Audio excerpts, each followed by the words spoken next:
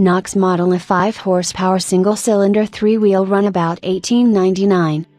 In an era when the earliest American automobiles typically all looked like carriages that had lost their horses, the Springfield, Massachusetts-built Knox was something entirely different, a tiller-steered 3-wheeler, with a light sulky-like body that brought to mind Ben-Hur. Even its propulsion was of a unique design. The single-cylinder engine was air-cooled by means of steel pins, screwed into the sides of the cylinder walls. This expanded the cooling surface of the engine and allowed it to be cooled simply by the air flowing over it. Thus the Knox was one of the earliest air-cooled American cars. It became popularly known as the Porcupine. The 3-wheeled design lasted only through 1901, but air cooling remained a Knox feature well into the decade. The early Knox autos are considered a design achievement and produced in surprisingly large numbers for a gasoline-powered car in this era. Benefiting from some excellent engineering, the Knox was reliable and easy to operate. An ingenious tapered camshaft adjusts the intake valve and thus serves as the vehicle's throttle.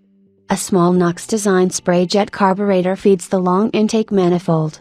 A total loss coil ignition was powered by a dry cell and made starting the Knox a simple affair. On the road, the cars are praised for their smooth transmission and light, precise tiller steering. The large single-cylinder motor provides healthy power for these lightweight machines. Don C. Balton acquired this 1899 Knox offered here from longtime collector and automobile enthusiast Wayne McKinley of O'Fallon, Illinois, who had exhibited it at his museum.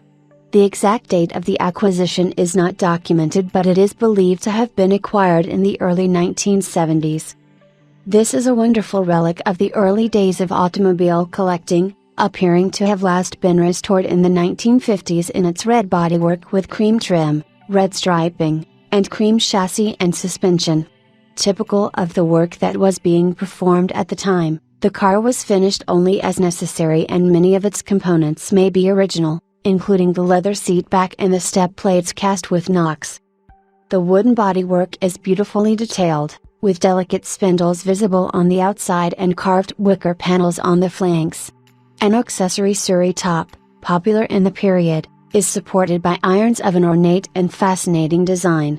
The road ahead is lit by a Dietz Cyclops headlamp and Gray and Davis cowl lamps, while the Knox rides on very early style canvas-wrapped tires in the rear and a replacement pneumatic tire on the front wheel. Offered with a reprinted copy of a Knox manual, this fabulous little machine deserves to be recommissioned, preserved, and used as is, a fascinating, adorable mechanical curiosity, now in its 3rd century of existence. Because of its simplicity, reliability and early date, with some preparation this Knox would make a wonderful car for the London to Brighton run.